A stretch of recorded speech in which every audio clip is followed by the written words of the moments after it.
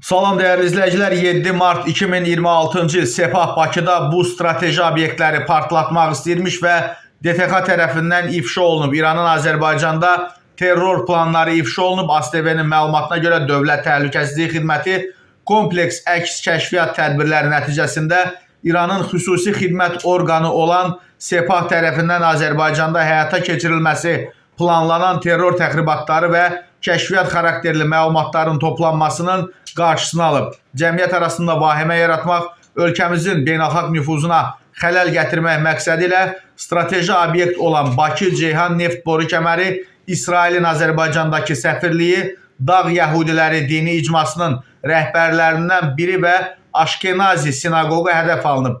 Ölkə ərazisinə 3 ədəd partlayıcı qurğu keçirilib. Həmin partlayıcılar zərərsizləşdirərək digər şəxslərə ötürülməsinin qarşısı alınıb.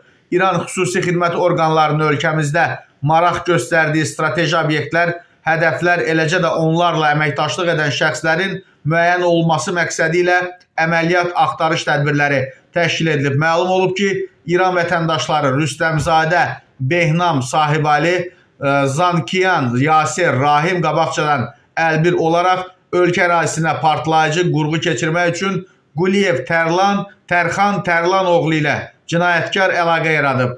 Zankiyan Rahimin tapşırığı ilə Səbail rayonu Şıxov qəsəbəsi yaxınlığında qoyulmuş bir ədəd naməlum konteyner müəyyən edilib.